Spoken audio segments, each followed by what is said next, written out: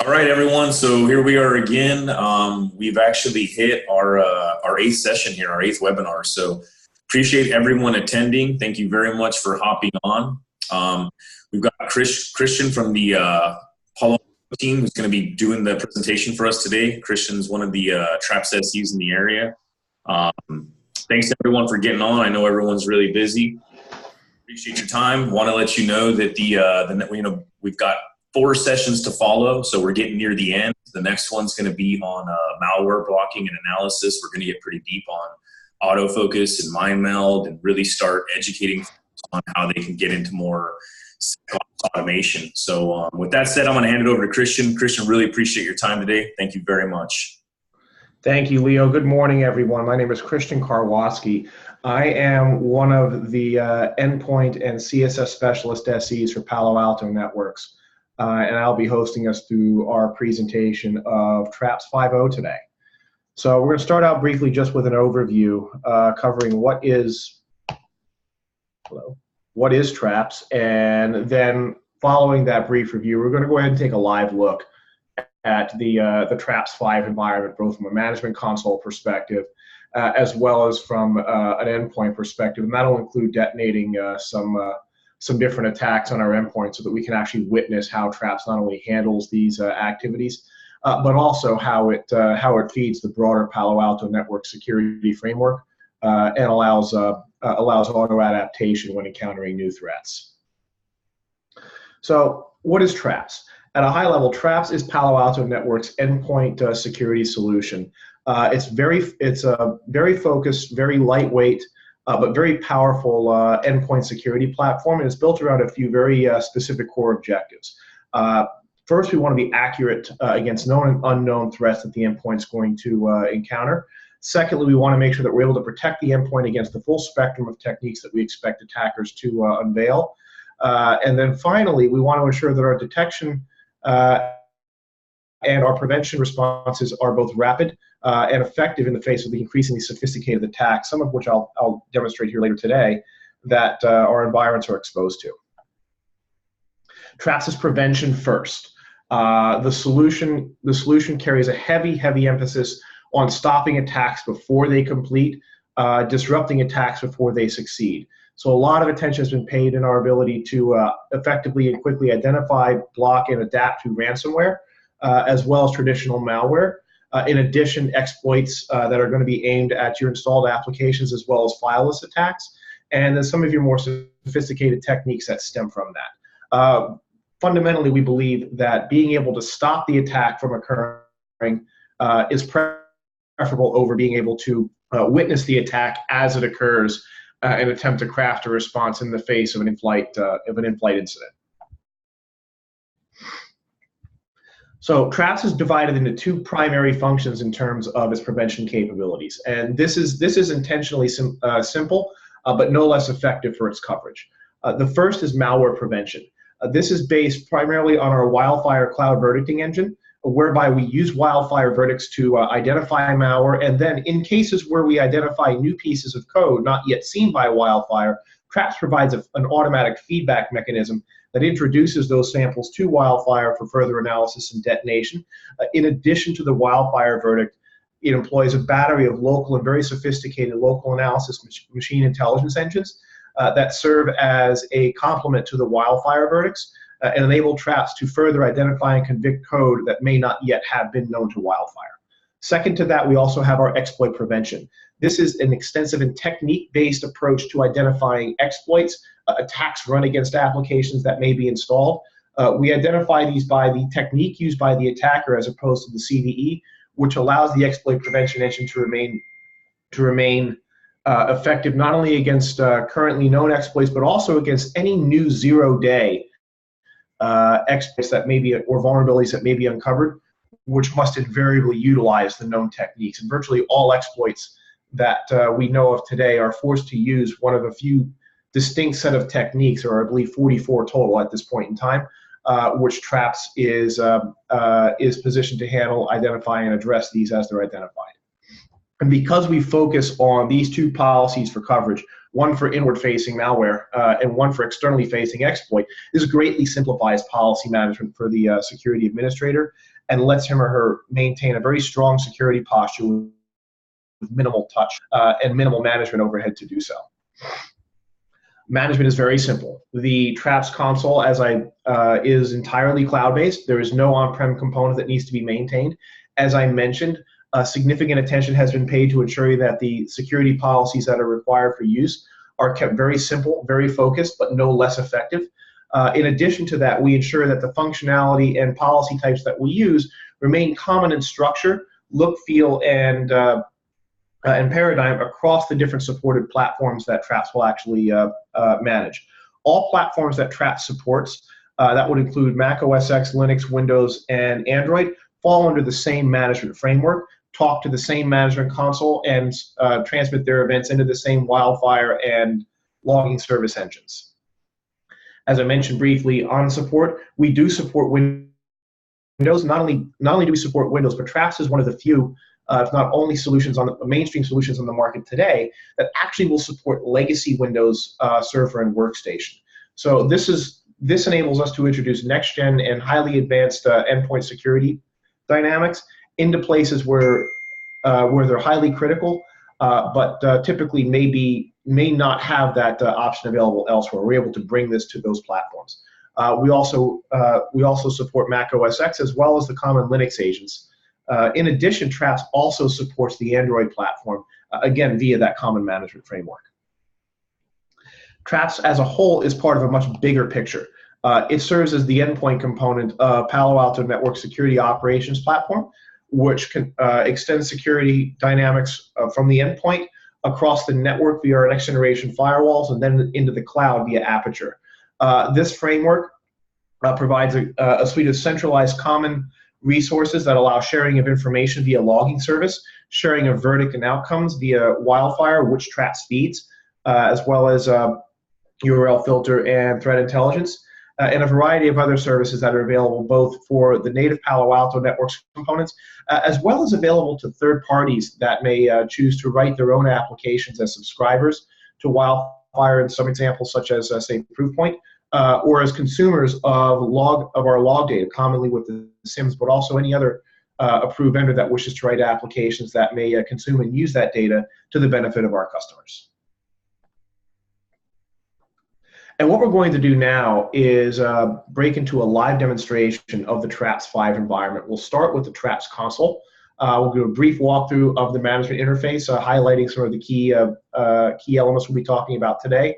And then we'll also go ahead and take a look at the endpoint side of the house, show the endpoint interface. You'll notice very simple, as well as also then proceed with some malware detonation activities.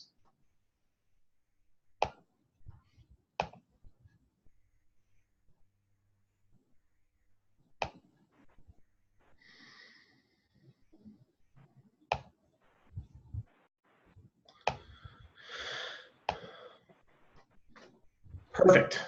So what we're looking at here is a live Traps 5.0 management console. This is, as I mentioned, an entirely cloud-based solution. It's hosted up in the Palo Alto Networks application cloud space. And this serves as the primary and sole point of management for all of your stations, all of your Traps policies, and also allows you to view all of the events that are issued by your Traps agents. You'll notice here from the dashboard, very clean, very simple layout.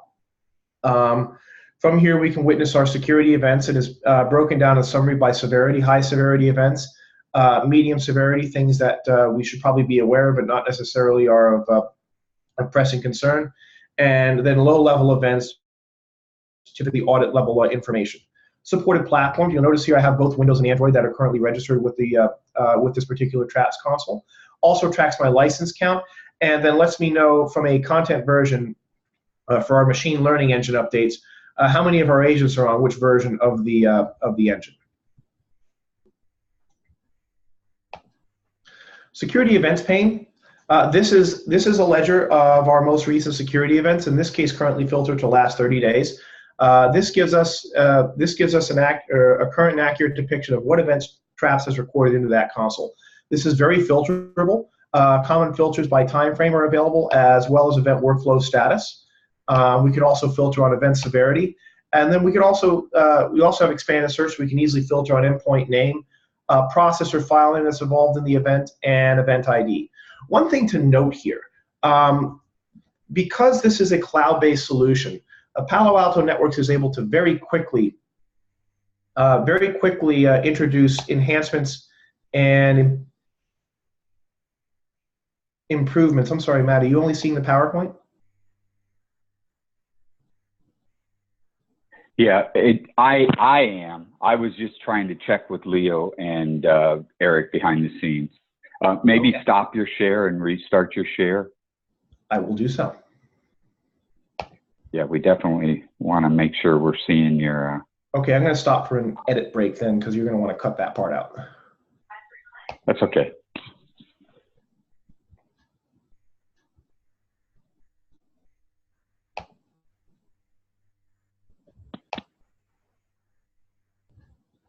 Let me know when you share. Your slides came. There you go. There you go. Now you're on the right screen. Should I start from the top? No. Go ahead. Proceeding. One thing to note here is, because this is a cloud-based solution, Palo Alto Networks has and will continue to very rapidly publish enhancements and improvements to that cloud management interface. We're currently release fine-tunes and updates to the cloud management interface on about a monthly basis. So what you're seeing here, for example, in terms of available search fields and criteria, this evolves very rapidly. And you can expect to see further enhancements and improvements based on either your requests or customer requests make their way in here relatively quickly and with great frequency. And that's going to carry throughout the management interface. We're able to respond very effectively to feedback and requests for evolution on this side. Endpoint management, you'll notice here, we do manage all of our endpoints through a common framework. I'm hosting both Android as well as a suite of Windows systems here. Linux systems, if I have them, would appear here in this interface as well. So everything is managed through a common interface, and workflow options are made available as you select requisite agents. So, for example, I can do things such as pull tech support diagnostic files remotely through the console, or initiate malware scanning on Windows hosts if we want to do so in an on-demand fashion. I can also push upgrades or uninstall the Traps agent directly via the console with minimal user interaction, where the operating system supports that functionality. So we allow you to do a significant amount of administration through the Traps console while minimizing the amount of touch that has to take place to complete the activities. So there's a lot of focus here, you'll notice, on ensuring that we keep a low to zero touch as much as possible with regards to how much time and effort needs to be spent to perform activities or see activities performed to your behalf within the Traps environment. Next, I want to talk very briefly about policies, and then we'll move over into into our live demonstration and detonation. So as I mentioned, Traps maintains a few specific policy types, and I'll talk about each one of these very briefly. The first one I will talk about and then move on, this is probably the simplest one, is our restrictions policy. And restrictions policy allows us to do two. One, issue an unconditional block of execution from unauthorized locations. So I can define an area of the system where execution is not permitted. I can also exempt a sub-area of that location from that restriction. So, for example, if I wanted to stop execution from within my internet folder temp directory, I can do so. But if I have, say, a Palo Alto Networks or an EITS folder that I keep persistently within that temp directory that runs our approved programs, that can be exempted. So we have good granularity there. In addition, this policy allows us to restrict execution from common high-risk locations such as network locations, and again, I can write an exception to that. Removable media file locations such as USB, we can lock them down via this policy, again, accepting as necessary. And then optical drives as well, we can restrict with this policy. So this is a great way to for lack of a better term, cauterize entry points into your system that may serve as web-facing malware vectors. Second policy that we'll take a look at and talk about here is the anti-malware policy. Now, the anti-malware policy deals with all executions that happen on the local system. And the way that this policy works is anytime a process spawns, it's going to be subjected to a battery of checks by the traps agent. The first check that we're going to look for is whether the process hash that we're seeing spawn has a wildfire verdict. Is it known to wildfire? If it is known, then we'll apply the wildfire verdict, either malicious or benign, and then that will serve as the outcome. However, in cases where there is no wildfire, a couple things happen. Firstly, the process file is automatically submitted by traps to wildfire for analysis so that we can, in the future, generate verdicts where that process is encountered downstream. And this is a great benefit to any customers that are using not only traps, but also the next generation firewalls or any other wildfire subscribing services. And what it essentially means is in a traps protected environment where you're using wildfire extensively across the broader space, the second that any piece of code, any piece of malicious code encounters a traps agent, whether it's known to wildfire or not, if it's not terminated on the spot, and it will often be, but if it's not already known to wildfire, then the second it encounters a traps agent for the first time, the usable life of that code is measured in minutes. Usually it takes about 10 minutes, 10 to 15 minutes usually, and no more for wildfire to become aware. And from that point forward, that code is now useless. Because every wildfire sensor on the planet, including all of yours, will now be aware of that just from having encountered that one traps agent, and will be stopping movement of that code going forward. In the meantime, while wildfire is detonating, the traps agent will continue to subject the code to a battery of local checks. We look for things like ransomware style behavior. Are you putting in calls to encryption? Are you trying to remove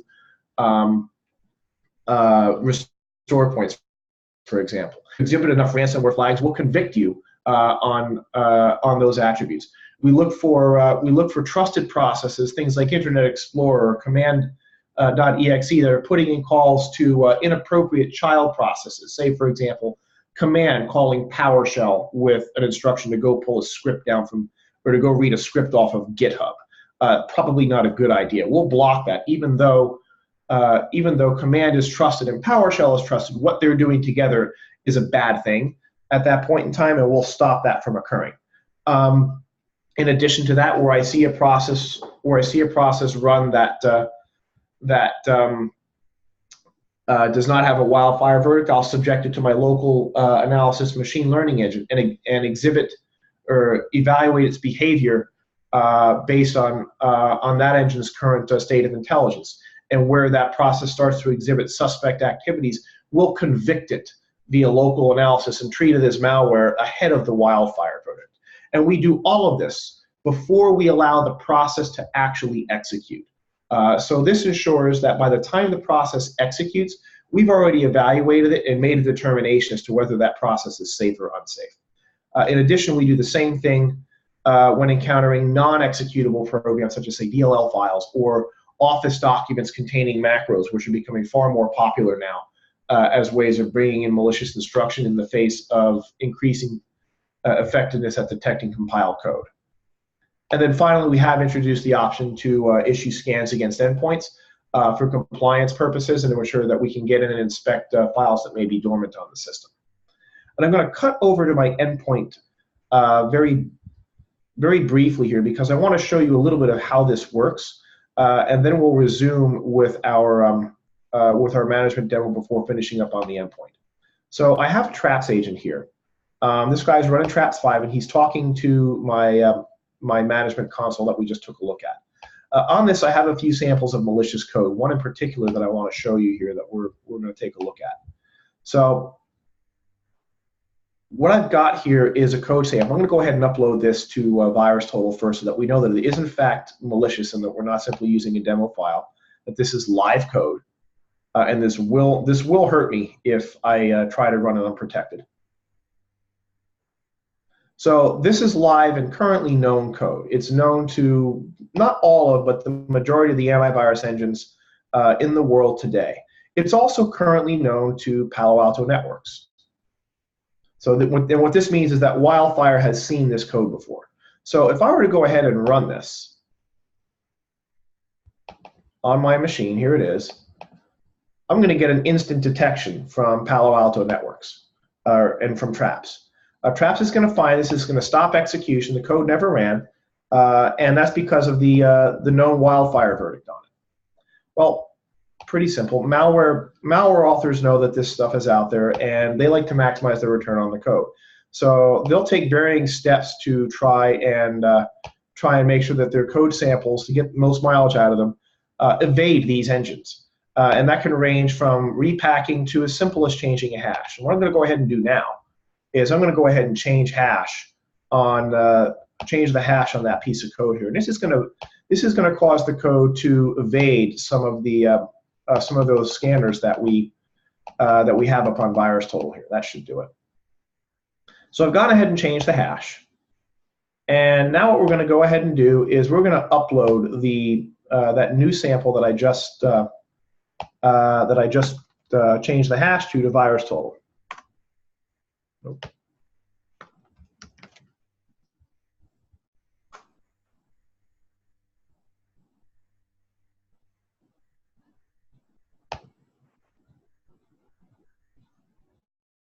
And here we go, hash changed. Now, VirusTotal has never seen this before, and I want to emphasize, right now, this piece of code that we're working with only exists on my workstation. It doesn't exist anywhere else in the world. So up to VirusTotal it goes. And we'll let this scan for a second. Now, this come back with as many detections as it did before. We had 52 detections last time out of 67.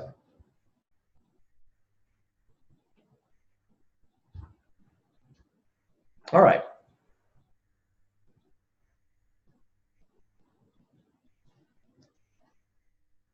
So this time I have 44 detections. Not quite as good. We lost eight detections there. Also, right now, currently, Palo Alto Networks says, Wildfire says it doesn't know about this, which makes sense because the hash was changed. So our malware author thinks that he has successfully evaded Palo Alto Networks. And he's going to send his code in. And he's going to try to run that code on a Traps-protected workstation. Traps is going to catch it anyway. Now this time, instead of it being via Wildfire, because Wildfire doesn't yet have a verdict, it was subjected to the remainder of the Traps detection algorithms, and a local analysis, or a local machine learning engine, convicted the code based on the behavior that we were observing. And it did this before the code executed. So in the background, what also happened is my Traps agent has taken this single piece of code, not seen anywhere else in the world, and it has uploaded it to Wildfire. Wildfire is currently in the process of analyzing this, and we're going to get a verdict from it shortly. So for the time being, we're going to go ahead and let that sit. We'll come back to this workstation in a few minutes, and we're going to continue on with our console walkthrough. The last policy that I wanted to highlight here is the exploit prevention policy. The exploit prevention policy is extremely powerful. This policy is technique-based. It is not signature-based. Nothing in Traps is signature-based. It is not signature-based. It is not vulnerability-based. It is entirely technique-based. And what that means is if you were to take all of the hundreds of thousands of known disclosed vulnerabilities and exploits against all the applications, this could be Adobe, Java, Windows, Flash, the browsers, and pull back the cover, so to speak, on those on any of those exploits. What you will find as you do this is that there are a common set of techniques that must be employed in order to affect that particular vulnerability. Things like buffer overflow, and you'll see these in the vulnerability disclosures: buffer overflow, heap spray, just-in-time compilation errors, return-oriented programming exploits. Those are the actual techniques that the attackers use. Currently, there's about 44, I believe, recognized techniques that are available to attackers. And what changes between exploits isn't necessarily the techniques themselves, but where those techniques are pointed in terms of application, and what block of memory, in the case of memory corruption techniques, they're being pointed out. But the actual techniques themselves and the way that those techniques look once they're applied is actually very distinct and very consistent. Because of this, with the exploit policy being written to look for the technique, we're able to recognize these techniques wherever regardless of whether it's against a known or unknown vulnerability. And what this basically means is that it's virtually impossible for an attacker to evade the exploit policy, since the attackers are ultimately forced to use at least one, usually several in sequence, of these techniques in order to affect their attack. And for our perspective, we sort of turn the traditional litmus of the dynamic between the attacker and the defender on their head, where it's traditionally understood that the attacker only needs to get it right once, whereas the defender needs to get it right every time. In a traps-protected environment with exploit protection in place, the attacker must evade using every technique, and we only need to find one of the techniques that he's using. Typically, we'll find them all, but we only really need to find one of the series of techniques that he's using to disrupt his attack. And this makes it far more difficult, if not impossible, from an exploit perspective, to break in to a traps-protected environment where this policy applies. Now, the policy is extremely simple. You'll note not a lot of options here that we present for configuring, and that's by design. We want this to be something that you can get in, get enabled, and then be able to maintain at optimal effectiveness without having to devote a significant amount of time, resources, and overhead to do so. We therefore divide the policy into 5 areas that protect different aspects of the environment. So browser protections focuses on all things that deal with web browsers. This is the browsers themselves as well as their respective plugins. We maintain this list for you, and we'll update it dynamically as new modules become available. The only thing you have to determine for this is what mode you're setting this into, whether you're going to run it in learning mode or you're ready to actually block attacks versus your browsers. We typically see this turned on very quickly by our security administrators, since it reduces such a large attack footprint that they're exposed to. Next deals with logical exploits, and these are not memory corruption techniques, things like buffer overflows or heap sprays, but these focus more on things like DLL hijacking, loading of libraries in inappropriate means, or return-oriented techniques that co-opt traditionally valid functions for inappropriate means. This will block those, and this will primarily focus on underlying components like the operating system and associated elements where those types of techniques are most commonly found. This section also allows you to target and specifically block access to certain key system libraries from processes that shouldn't be acting or accessing those, and that becomes very relevant in stopping key fileless attacks.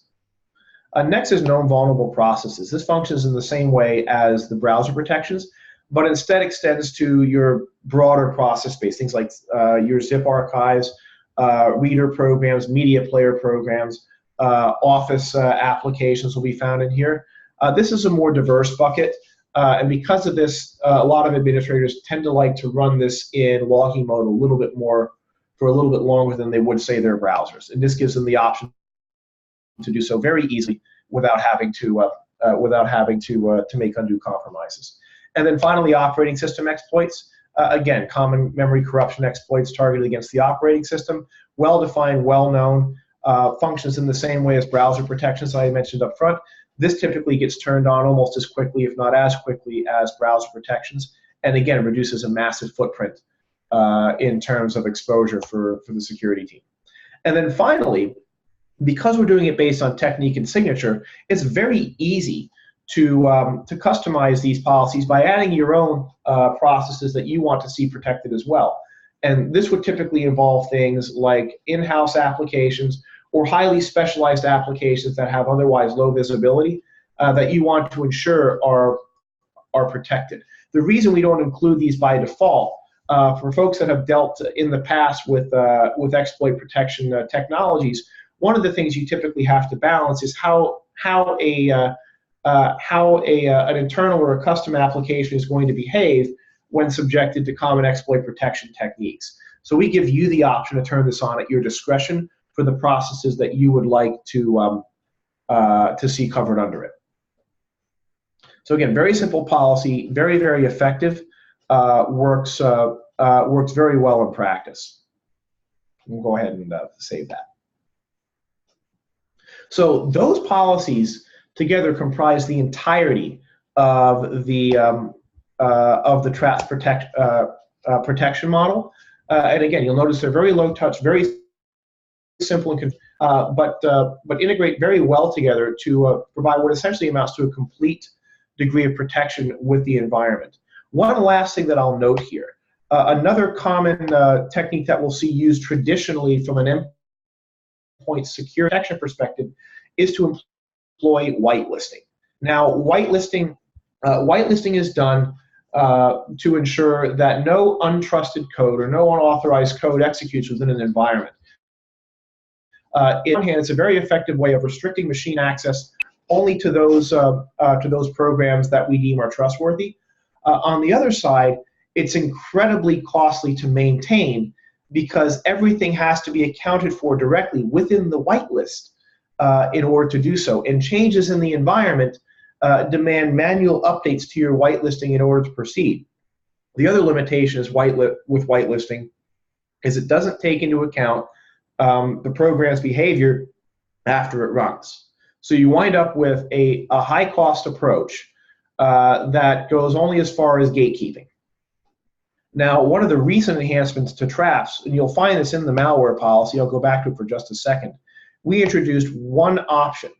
It's a single option that you can enable, and this option, when enabled, basically allows Traps to run its malware protection in what I would refer to as a smart whitelist mode.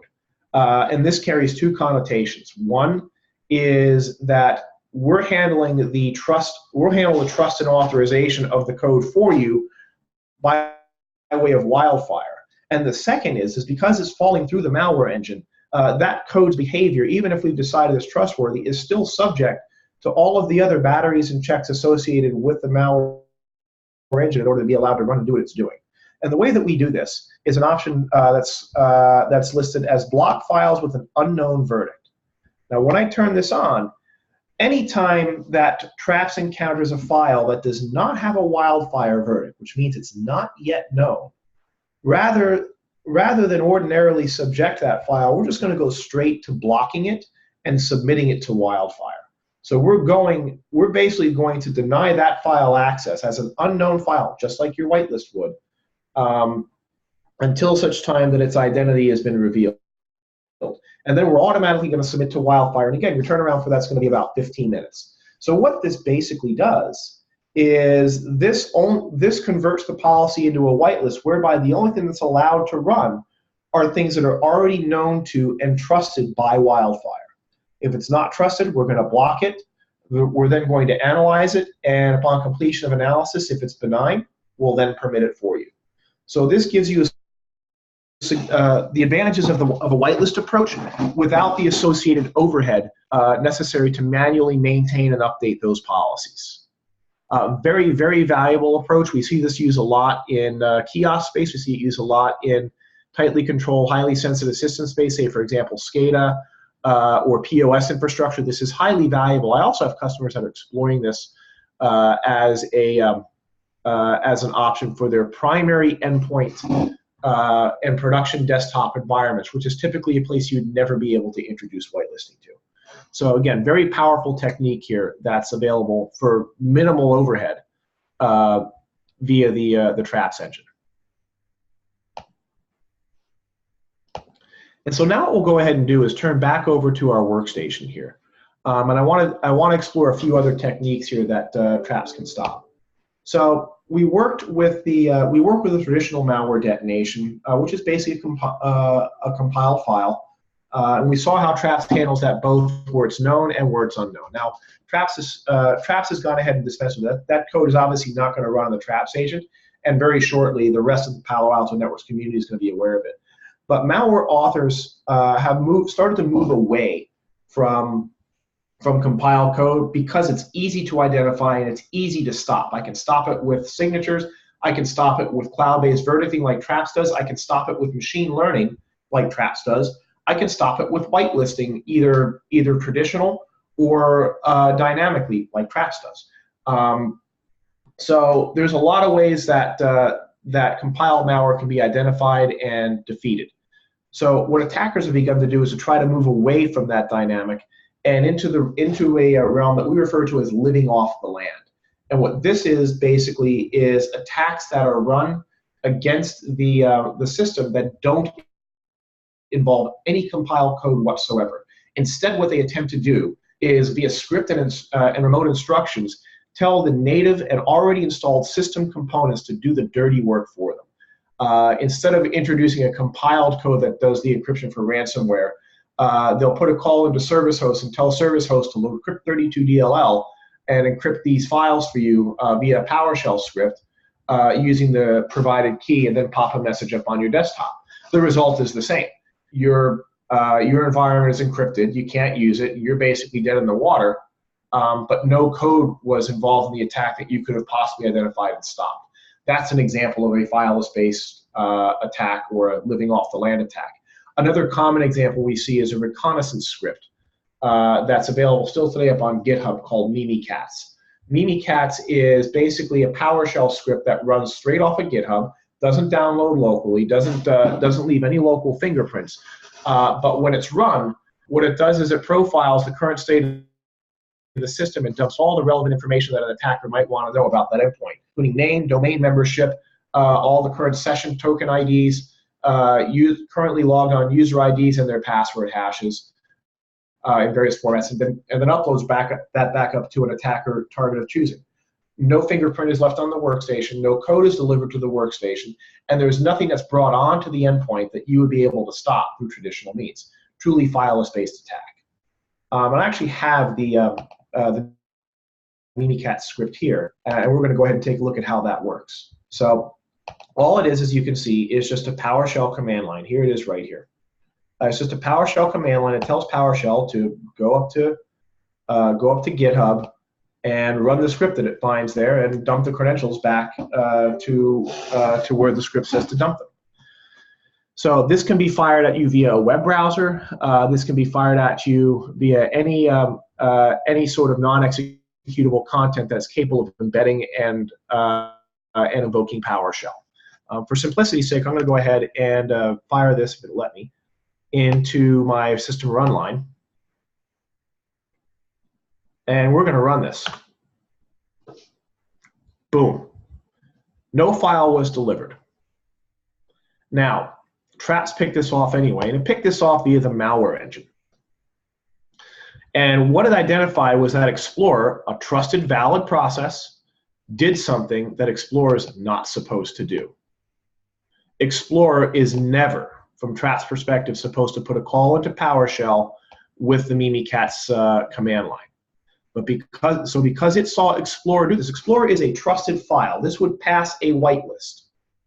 Must pass a whitelist for the system to load. This is why attackers do this. Explorer must be trusted, so it would pass a whitelist. You're already valid in this case. So we trust Explorer, but we don't. That doesn't mean that we're going to trust Explorer to run this command line. It's not supposed to ever run this command line, and we're going to stop that transaction every time it happens. Explorer is still allowed to run, just don't ever do this again. So here's a case where Traps is stopping a trusted program, an essentially trusted program, from doing a very damaging action to you without having to do any input on your part or maintain the policy to do so to any real degree. Very powerful. Now, attackers know that we're doing this. They don't want their stuff stopped. So they're looking for ways to evade it. And one of the ways you can do that is to give a command line that's unrecognizable or impossible to effectively manage through that kind of outcome. One way of doing that with PowerShell is to simply encrypt your string after you've made it, and then tell PowerShell to decrypt that string before running it. And the second statement that you see here, PowerShell ENC followed by this string of gobbledygook, is exactly that. This is Mimikatz, the same Mimikatz that I just tried to run, except in this case, the invocation string to call it has been encrypted. So I actually have to plug this one in the command prompt. And what you're going to see here is Mimikatz is going to successfully evade. This will establish two things. One, some of the ways that attackers try to get around certain controls. And then two, we're going to show that this is actually a valid control and I'm not just giving a canned response here. So there's my string. It's running right now. And in a couple seconds here, it's going to come back with the Mimikatz results.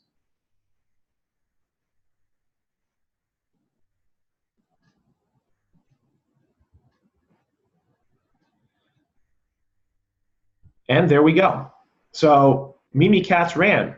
Attacker's patting himself on the back. He successfully evaded my endpoint, right? Well, the reason he did that is, for the purposes of this demonstration, I have my exploit policy turned off. So we're going to go back now, and I'm going to set that on.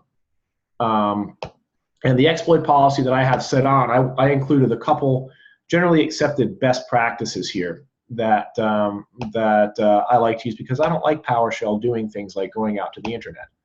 So let me go ahead and publish this update.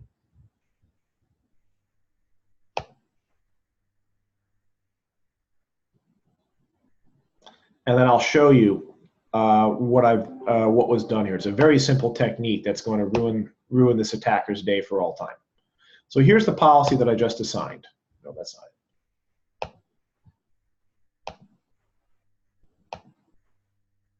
Here's the policy I just assigned. Now, what I've done is I've put a small number, and these are the only ones that I really need, of blocks or of restrictions in against PowerShell. I don't like PowerShell enumerating my security card library. I don't like it talking to my cryptDLL library, and I really don't like my PowerShell browsing the internet. Just don't do that. So I've told PowerShell that it's not allowed to load either of the libraries that are necessary for internet browsing. Now, with this policy in place, I'm going to execute that same encrypted string.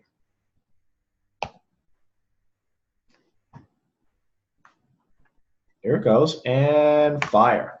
Now watch what happens. Traps is taking this down.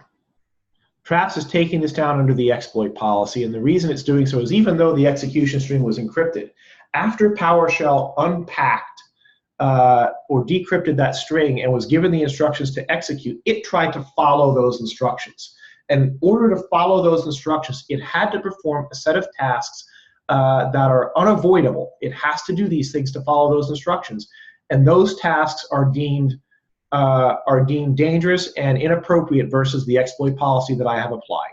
With this in place, if the attacker is trying to do these things, there is no way he will be able to do them as long as he remains dependent on those resources within the land that he's trying to live off. In short, and this is a simple example of why it is so difficult, if not impossible, for attackers to evade the exploit policy. At the end of the day, they have to do certain things in order to bring off their attacks. And where all those things are known, and we know them, it becomes impossible for them to conduct exploit-driven activities because they're unable to do so as long as they remain dependent on those techniques. So in this case, this attack is dead. Now, what happened here in the background also is the PowerShell process that tried to run this was frozen and terminated. There's actually a memory dump available up in the up on my workstation. You'll see the event up here. Here are all the events from what I've been doing.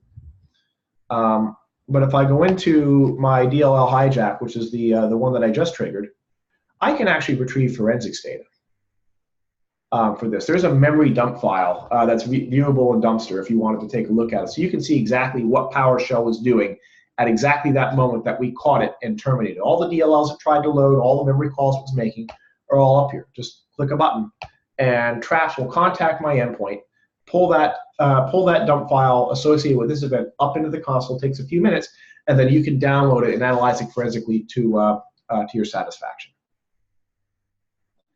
Now, you might recall a few moments ago that we had a code sample that Traps found in local analysis that we set up to evade wildfire, and then we went ahead and submitted that code sample up to VirusTotal to prove that wildfire currently couldn't see it before we then detonated that code with Traps, allowed Traps to catch it, and had Traps auto submit it. Now what I'm going to go ahead and do is I'm going to go tell Wildfire to reanalyze that code sample, and we'll see what our results are right now.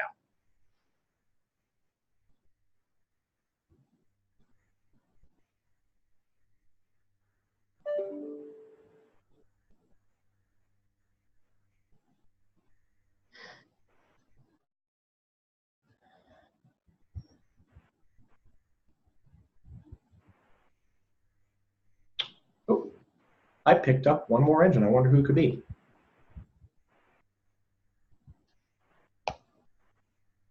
And there you go.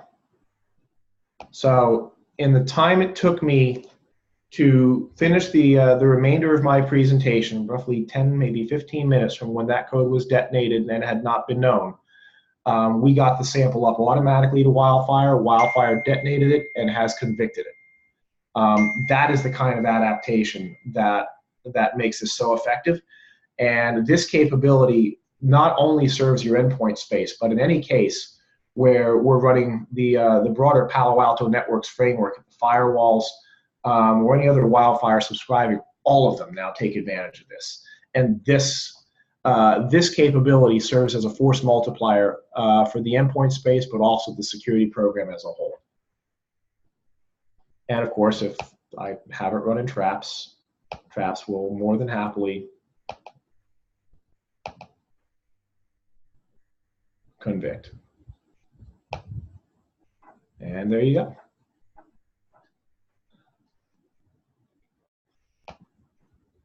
Everyone, I want to thank you for your time and attention today. This concludes our presentation and our overview of Traps and its capabilities. I hope you found it informative and enlightening, and I look forward to answering any questions or following up on any interest that anyone may have with regards to this capability. Thank you. Great job, Christian. That was really good. Appreciate you driving that for us.